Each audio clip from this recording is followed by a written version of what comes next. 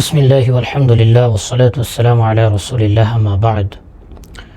قال الله سبحانه وتعالى: ولا تكونوا كالذين تفرقوا واختلفوا من بعد ما جاءهم البينات أولئك لهم عذاب عظيم. وقال رسول الله صلى الله عليه وسلم: وإذا تسابت أمتي سقطت من عين الله أو كما قال عليه الصلاة والسلام. শুরুতে বর্তমান প্রেক্ষাপটে সারা পৃথিবীতে মুসলমান কেন মার খাচ্ছে এই প্রসঙ্গে কালামে পাক থেকে একটি আয়াত আমি পাঠ করেছি এবং রাসূল সাল্লাল্লাহু আলাইহি ওয়াসাল্লামের লম্বা একটি হাদিসের ছোট্ট একটি অংশ আপনাদের সামনে পেশ করেছি। আয়াতের মধ্যে আল্লাহ সুবহানাহু ওয়া তাআলা বলতেছেন, ওয়ালা তাকুনু, তোমরা হয়ো না কাল্লাযীনা তাফাররাকু, তাদের মতো যারা বিচ্ছিন্ন হয়েছে, নিজেদের মধ্যে বিবাদ সৃষ্টি করে আলাদা আলাদা দল মত সৃষ্টি করেছে। ওয়াখতালাফু, নিজেদের মধ্যে ইখতিলাফ মতবিরোধ পয়দা করেছে। মিন বা'দি মা জাআহুমুল বাইয়িনাত, তাদের কাছে সত্যের সুস্পষ্ট বার্তা পৌঁছানোর পরেও। উলাইকা লাহুম আযাবুন আযীম, আর এই সকল ব্যক্তিদের জন্য আল্লাহ সুবহানাহু ওয়া তাআলা বিরাট আযাব তৈরি করে রেখেছেন। ইয়াউমা তাবিয়াদ্দু ওয়ুজুহ ওয়া তাসওয়াদ্দু ওয়ুজুহ, কিয়ামতের ময়দানে কিছু চেহারা হবে সাদা, কিছু চেহারা হবে কালো কুৎসিত। ফাআম্মাল্লাযীনা আসওয়াদ্দাত ওয়ুজুহুহুম, যাদের চেহারা হবে কালো কুৎসিত তাদেরকে বলা হবে আকাফারতুম বা'দা ঈমানিকুম, তোমরা কি ঈমান আনার পরেও আবার কুফরি করেছো? এই আয়াতগুলির শানে নুজুল যদি আমরা দেখি তাহলে দেখব সাহাবায়ে কেরাম কুফরি করেন নাই, একটু ঝগড়া করেছিলেন, কিন্তু আল্লাহ মুসলমানদের পারস্পরিক ঝগড়াকে কুফরি কেন বললেন? তাফসীর গ্রন্থে এই আয়াতের ব্যাখ্যায় সেই হাদিস পাওয়া যায়, আলা লা তারজিউ বা'দি কুফারান ইয়াদরিবু বা'দুকুম রিকাবা বা'দিন, যে হে মুসলমানেরা, আমার মৃত্যুর পর তোমরা একে অপরের সাথে লড়াই করে, দ্বন্দ্ব করে, ঝগড়া করে এতটা মারমুখী হয়েও না যে একজন আরেকজনের গর্দান ফেলে দিয়েছ। আর যদি এটা করো, লা তারজিউ বা'দি কুফারান, যদি করো তাহলে তোমরা কাফির হয়ে যাবে। আল্লাহ সুবহানাহু ওয়া তাআলা স্পষ্টভাবে বললেন, মুমিনদের পারস্পরিক দ্বন্দ্ব তাদের কোনো এক পক্ষকে কুফরি পর্যন্ত পৌঁছায় দেবে।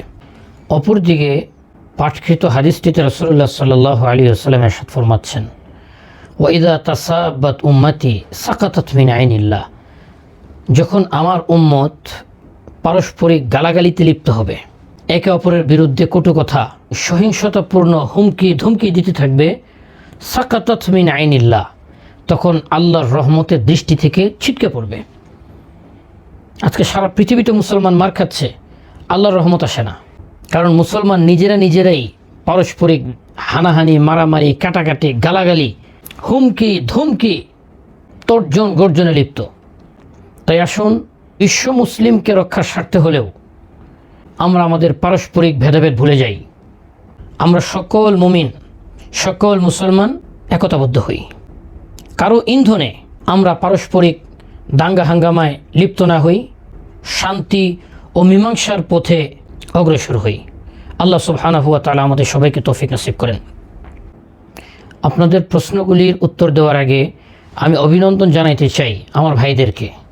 ওনারা সহিংসতার পথ ছেড়ে দিয়ে আপোষ এবং মীমাংসার পথকে বেছে নিয়েছেন। এই জন্য আল্লাহ তাআলা ওনাদেরকে জাযায়ে খায়র নসিব করেন।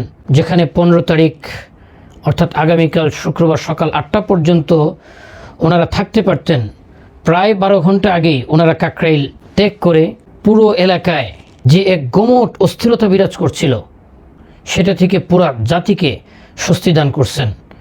আল্লাহ সুবহানাহু ওয়া তাআলার দরবারে আমরা আশা করি এটাই যেন হয় আমাদের পারস্পরিক দ্বন্দ্ব নিরসনের প্রথম ধাপ। আর কখনো যেন এমন কোনো পরিস্থিতিতে আমাদের দেশ ও জাতিকে পড়তে না হয়। আল্লাহ সুবহানাহু ওয়া তাআলা আমাদের সবাইকে তৌফিক নসিব করেন। একটা বিষয় নিয়ে অনেক ধোঁয়াশা তৈরি হয়েছে, যেমনটি আপনারা প্রশ্ন করলেন যে আমাদের ভাইয়েরা বলতেছেন ধর্মমন্ত্রী বাংলাদেশের কোথাও তাদের ইজতিমা করতে দেওয়া যাবে না মর্মে প্রতিশ্রুতি দিয়েছেন। আবার বলেছেন সাদ সাহেব বাংলাদেশে আসবেন না। কে বলল এই কথা? এই যে আজকে বৃহস্পতিবার, আজ থেকে বাংলাদেশে 5টা জেলা ইজতেমা শুরু হয়েছে। জেলা ইজতেমা তো হচ্ছে, বাধা তো আসছে না। আর সাদ সাহেব আসবেন কি আসবেন না এটা নিয়ে আমাদের সাথে কোনো আলোচনা হয় নাই, আমাদের মুরব্বীদের সাথে সরকার পক্ষের কোনো চুক্তি হয় নাই। অতএব কোনো দায়িত্বশীল ব্যক্তি এক পক্ষের সাথে চুক্তি করে এমন কোনো ঘোষণা দিতে পারেন না। অতএব যদি তিনি সত্যি দিয়ে থাকেন তাহলে আমাদের ধর্ম উপদেষ্টা অত্যন্ত জ্ঞানী ও বুদ্ধিমান মানুষ, তিনি খুব ভালো করে জানেন বাচ্চাদেরকে কিভাবে সামাল দিতে হয়, কি বলে তাদেরকে থামাতে হয়, নিবৃত্ত করতে হয়, হয়তো সেই কৌশলে তিনি কথা বলেছেন। আর ওনারা অভিযোগ করলেন কি ধর্মমন্ত্রী, এখন তো বাংলাদেশে কোনো ধর্মমন্ত্রী নেই, ধর্ম উপদেষ্টা বলা যেত। যাই হোক, হয়তো এটাই ওনারা বোঝাইতে চাইছেন। আর আমরা সাদ সাহেবকে আনবো কিনা এইটার ব্যাপারে তো সারা বাংলাদেশের সাথে আপোষহীন। ইনশাআল্লাহ তিনি আসবেন, আল্লাহই নিয়ে আসবেন। এগুলি নিয়ে আমরা আজকে কোনো কথা বলতে চাচ্ছি না। বাংলা একটা প্রবাদ আছে, নগদ যা পাও হাত পেতে নাও, বাকির খাতা শূন্য থাক, দূরের বাদ তো লাভ কি শুনে, মাঝখানে যে বেজায় ফাঁক। আগামীকাল 15 তারিখ, এটা আমাদের নগদ বিষয়। আলহামদুলিল্লাহ, এই নগদ বিষয়কে যেভাবে আল্লাহ সুন্দরভাবে আমাদের হাতে বুঝিয়ে দিচ্ছেন, সেই 3 মাস পরের বাকির খাতার হালনাগাদ আল্লাহ সুবহানাহু ওয়া তাআলা নিজ দায়িত্বেই আমাদেরকে বুঝিয়ে দিবেন ইনশাআল্লাহুল আজিজ। আরেকটা বিষয় হলো, এটা আপনারা মাস্টার এটি কেটে দিবেন, যে কথাগুলি আসছে। কেউ বলছেন ঠেলার নাম বাবাজি, যত গর্জে তত বর্ষে না, তোপের মুখে পিছু হটতে বাধ্য হয়েছে এক পক্ষ হেরে গেছে, আপনারা জিতে গেছেন। না, এই ধরনের কথাবার্তা বলার সময় এখন না। আমরা জিতি নাই, আমরা সেই দিন জিতব যেদিন উভয় পক্ষ ঐক্যবদ্ধ হব ইনশাআল্লাহুল আজিজ, একসাথে আবার আগের মতো মেহনত করব, সেদিন আমরা জিতব। যেদিন হজরত যে আসবেন, সবাইকে ঐক্যবদ্ধ করে নিয়ে আগের মতো মাশওয়ারা করে ইজতেমা করবেন, সারা বাংলাদেশে কিভাবে দাওয়াতের কাজ চলবে তার হেদায়েত দিয়ে যাবেন। সেই হেদায়েত মোতাবেক সবাই যখন আমরা চলতে পারবো, সেদিন আমরা জিতবো ইনশাআল্লাহ। এর আগ পর্যন্ত এই সময়টুকু আমাদের অত্যন্ত সবর, ধৈর্য এবং তাহাম্মুলের সাথে কাটাইতে হবে। এখন এই ধরনের কথা বলার সময় না, এখন আপোষ মীমাংসার সময়। গতকালের ঘটনার পর বাতিলের কোমর ভেঙে গেছে, মেরুদণ্ড গোড়া হয়ে গেছে, হিম্মত শেষ হয়ে গেছে। এই বাতিল আর কোনোদিন বাংলার জমিনে ইনশাআল্লাহুল আজিজ সোজা হয়ে দাঁড়াতে পারবে না।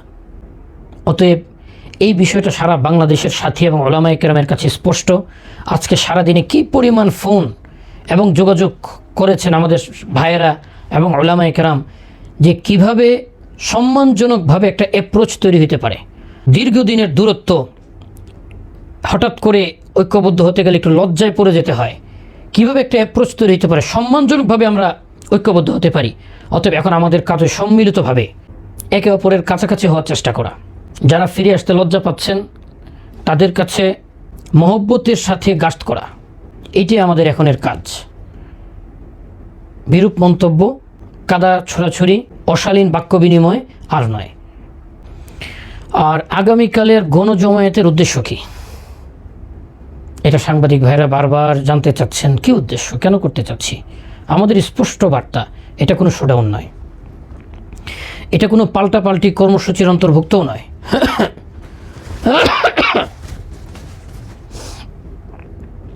কোনো দাবি দাওয়া আদায়ের জন্য চাপ সৃষ্টি করাও নয়, কোনো মোকাবেলার জন্য নয়।